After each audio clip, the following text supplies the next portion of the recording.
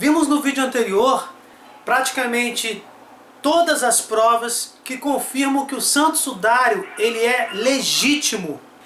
Também falamos do carbono 14 no outro vídeo. Hoje nós vamos mostrar mais provas que mostram que o carbono 14 não teve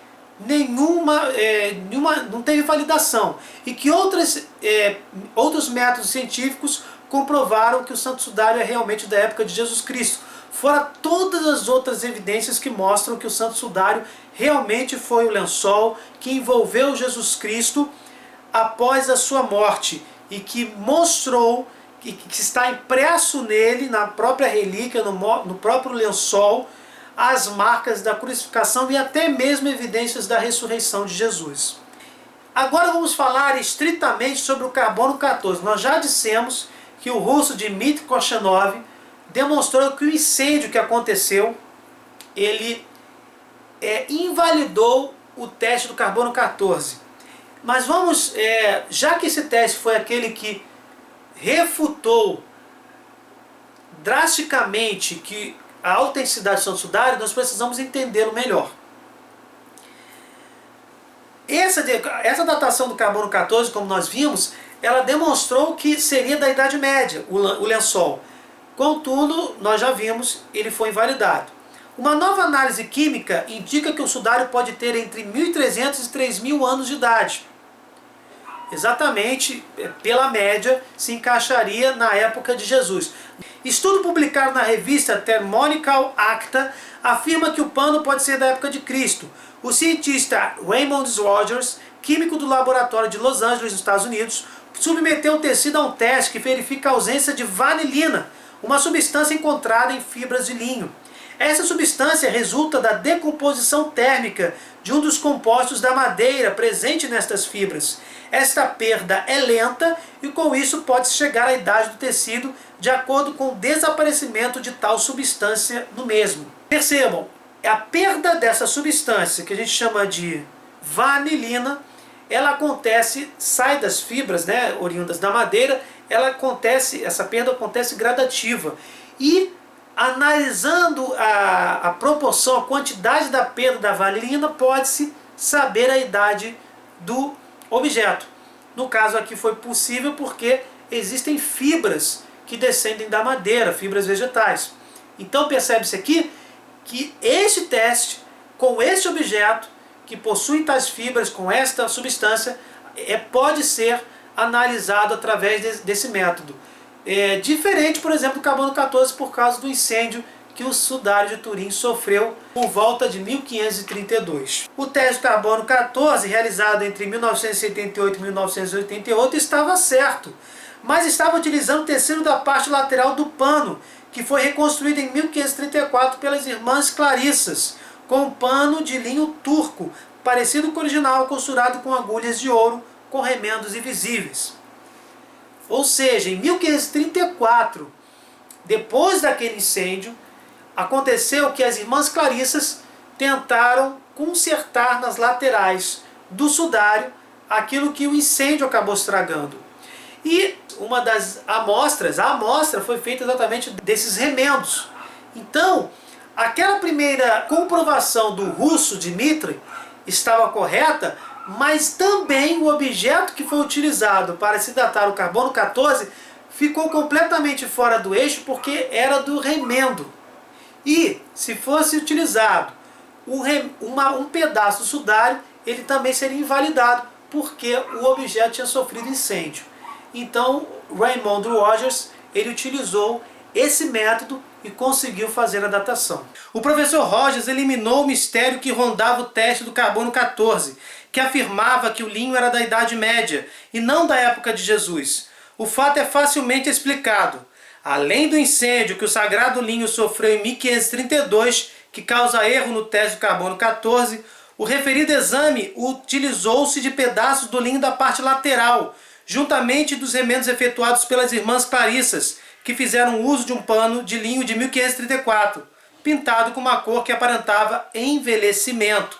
Ou seja, pano de 1534 com tinta.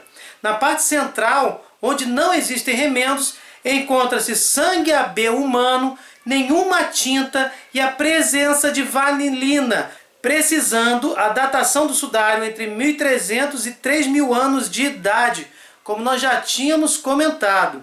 Resumindo, nos testes de Rogers, na parte lateral dos remendos de 1534, temos lignina encontrada nas superfícies mais jovens, além de pigmentos de tinta.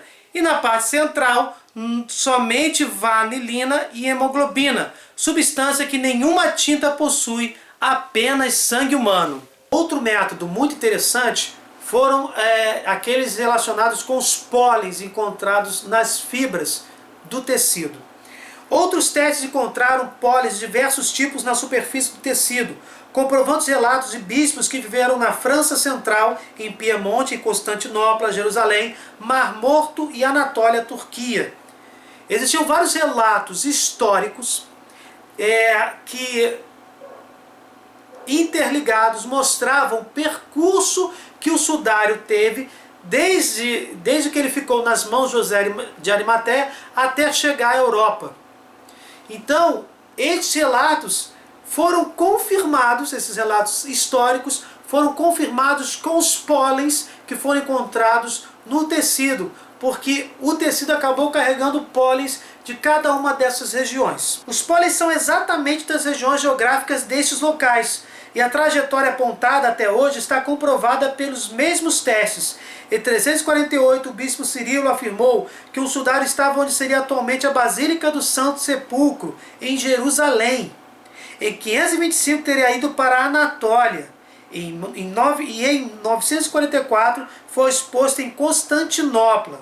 Em 1356 já estava na França, e somente a partir daí sua viagem foi realmente documentada. Em 1453 o pano foi comprado pelo Duque Ludovico de Saboia. Em 1532 estava guardado na capela de Chambéry. Por volta de 1579 foi levado para Turim, e em 1694 foi exposto na catedral da cidade. Durante a Segunda Guerra foi escondido em um santuário mariano na Itália. Em 1983, a família real dos Saboia doou o sudário para João Paulo II, que o manteve em Turim sob a guarda do bispo local, onde se encontra até os dias atuais. Novas descobertas foram feitas por outros cientistas. A respeitada cientista suíça, em maio de 2004, especialista na história dos tecidos, assegurou que o santo sudário, conservado na Catedral de Turim, na Itália, é autêntico, apesar da Igreja Católica não considerar oficialmente como tal. Seu nome é Mathilde Fleury Lemberg. A cientista estudou o lençol. Percebam, ela é especialista na história dos tecidos.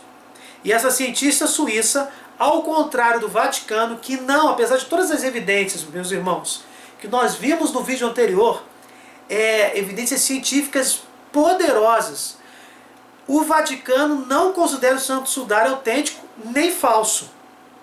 Ele apenas, e isso está registrado em orações oficiais de João Paulo II sobre o santo sudário, demonstram apenas que é uma relíquia de grande devoção. Ou seja, uma relíquia que nos lembra a crucificação e morte do Senhor Jesus. Vamos ver algumas considerações da cientista suíça. Quanto à questão da datação do carbono 14, teste já derrubado por causa do incêndio que o lençol sofreu e demais comprovações, a especialista não está convencida e explica que é preciso ver essas análises com prudência, já que foram realizadas com um fragmento da borda do lençol. Para ela, esse fragmento é sujeira e tem carbono incrustado, proveniente do incêndio do qual escapou o sudário em 1532 em Chambéry. Aliás, em 1997, o sudário salvou-se de um incêndio, mas em 1532 foi atingido por labaredas que lhe deixaram marcas. Em 1503 foi fervido em óleo, pois se a imagem não saísse, ela seria santa para físicos da Universidade de Harvard nos Estados Unidos. O calor afetaria a precisão do teste do carbono 14. Eles usaram a técnica em panos antigos antes e depois de chamuscá-los e notaram diferenças de até 600 anos nos resultados. Entendam o que essa cientista fez. Ela percebeu que aquilo que já tinha sido percebido em outras análises, que o calor que o incêndio causou sobre o lenço, o incêndio lá na Catedral de Turim, ele invalidou o teste de carbono 14. E além disso, ela descobriu, estudando, né, que o sudário foi mergulhado em óleo fervente, porque se ele saísse do óleo, achavam alguns pesquisadores de Harvard, saísse do óleo completamente ileso, ele seria considerada uma relíquia santa.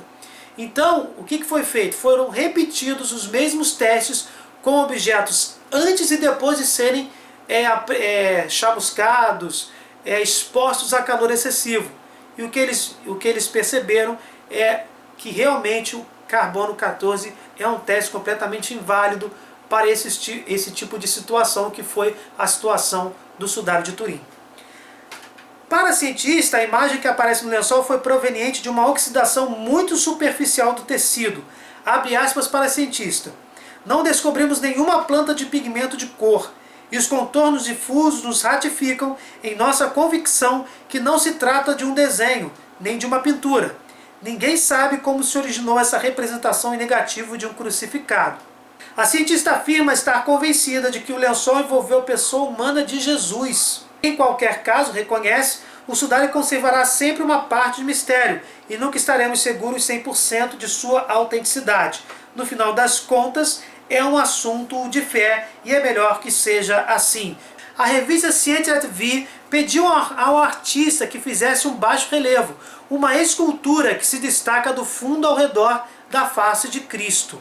Foi feito sobre a face de Cristo.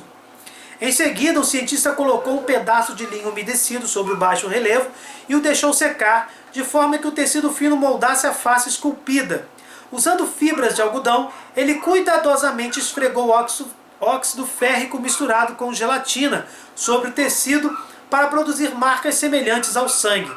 Quando o tecido foi virado do avesso, as marcas do outro lado revelaram a famosa imagem do Cristo crucificado. A gelatina, um produto de origem animal rico em colágeno, era usada com frequência por pintores da Idade Média, como fixador de pigmentos sobre tecidos ou madeira. A imagem impressa ficou resistente a lavagens a temperaturas de até 250 graus e à exposição de fortes produtos químicos.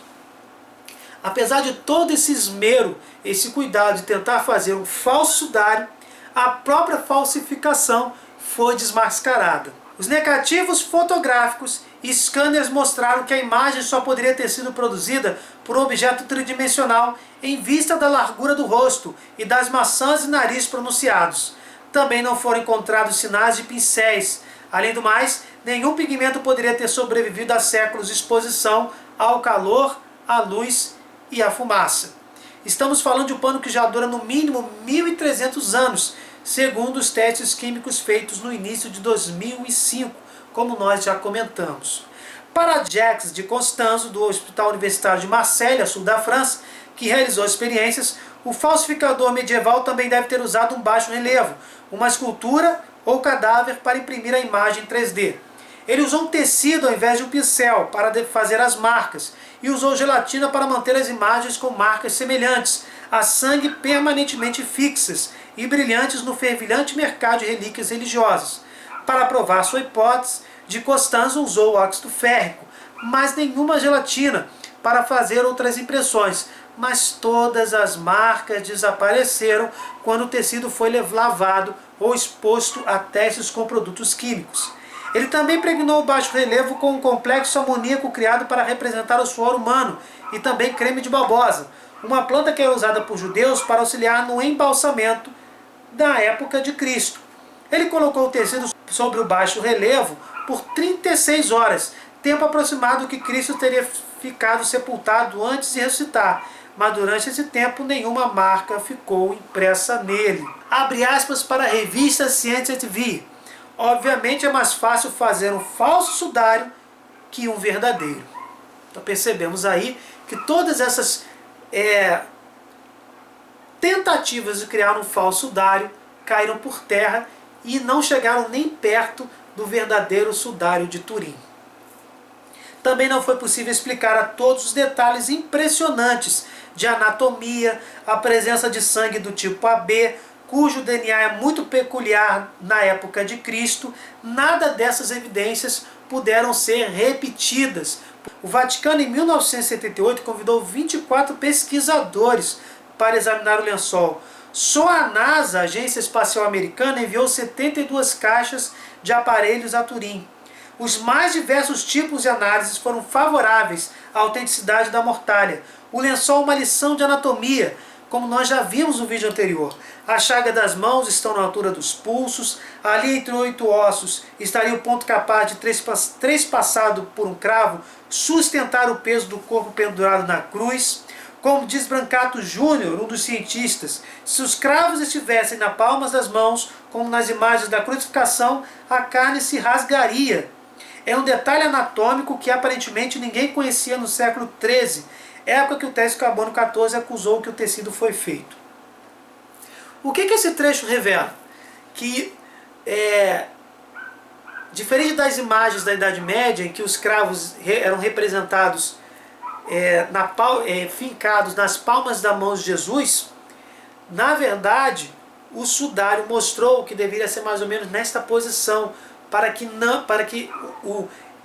os braços pudessem sustentar todo o corpo de Jesus. Porque se fosse aqui, se rasgaria, não teria sustentabilidade. Então, o sudário mostrou que os cravos eram exatamente nesse ponto que é aqui, que fala de forma anatômica bem precisa, né?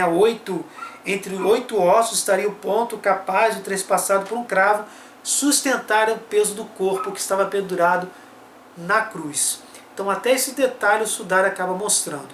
Para terminarmos, eu vou mostrar para vocês, vou reproduzir alguns trechos pequenos da entrevista do cientista que durante 37 anos estudou o sudário e acabou ficando convencido, e nós vamos ver as suas declarações, ficou convencido de que o sudário é verdadeiro. Barry Schultz é uma das maiores autoridades mundiais sobre o santo sudário. Como técnico em fotografia, ele participou no primeiro grande exame em profundidade dessa preciosa relíquia, em 1978, na equipe do famoso Sturp. A convergência dos resultados dessa imensa série de exames é tão espantosa que ficou muito difícil negar que o homem do sudário não seja outro que nosso Senhor Jesus Cristo. Barry Schultz é um hebreu não praticante que aceitou com relutância participar do grupo. Ele estava plenamente convencido de que o santo sudário era alguma fraude montada na Idade Média. Mas após muitos anos de pesquisa e reflexão, passou a acreditar em sua autenticidade. Preocupado com a informação divulgada pela mídia sobre o sudário de Turim, ele criou um site onde difunde a verdadeira história da relíquia e os resultados dos testes de que ela vem sendo objeto. Há 37 anos, quando fui à Itália com a equipe do Sturp, eu achava que era algo falso, algum tipo de pintura medieval. Mas após apenas 10 minutos de análise, percebi que não era uma pintura. Enquanto fotógrafo profissional, fui procurar as pinceladas, mas não havia tinta nem pinceladas. Durante mais de 17 anos, eu me recusei a aceitar que o santo sudário fosse autêntico. O argumento que me fez mudar de ideia está relacionado com o sangue. O sudário no sangue é avermelhado, porém o sangue num pano de roupa em poucas horas fica marrom ou preto. Eu conversei pelo telefone com Alan Adler, um químico especialista em sangue, e manifestei-lhe minhas reservas. Ele ficou chocado e perguntou: "Mas você não leu o meu estudo?" Ele havia detectado uma alta proporção de bilirrubina no sudário, fato que explica por que o sangue ficou vermelho. Se o homem é ferido e não bebe água, seu fígado começa a produzir bilirrubina. Isso faz com que o sangue fique vermelho para sempre. Para mim, foi como achar a última peça do quebra-cabeça. Eu não tinha mais argumentos contra. Essa foi a evidência final que me convenceu. Não é que é uma só evidência que prova a autenticidade do sudário, mas todo o conjunto das evidências que prova isso. Esse cientista que foi acumulando as descobertas, que inclusive nós comentamos no vídeo anterior, naquele breve resumo, todas as descobertas feitas durante esses mais de 30 anos, todas elas reunidas com esse ponto final, que foi a descoberta dessa substância que faz com que o sangue fique vermelho, que comprova que esta pessoa que sofreu algum castigo, tortura, e não foi hidratada exatamente como Jesus, e essa pessoa, justamente por não ser hidratada, ela tem o seu fígado avariado. que começa a produzir essa tal substância bilirrubina.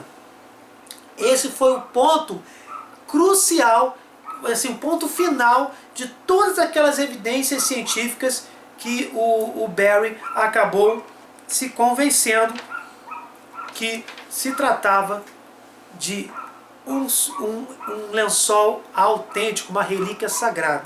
Ele é literalmente o documento da paixão e da tortura que Jesus sofreu. Seu rosto foi duramente golpeado, está inchado sobretudo em volta dos olhos. Eu sou fã de boxe profissional. A imagem do sudário me lembra de um boxeador que perdeu a luta. O homem foi severamente açoitado. Isso se observa não só nas feridas nas costas, mas podem-se ver as tiras de couro que o atingiram, envolvendo o corpo e que bateram pela frente também. De um ponto de vista forense, a imagem do sudário fala mais do que as representações comuns que vemos na arte.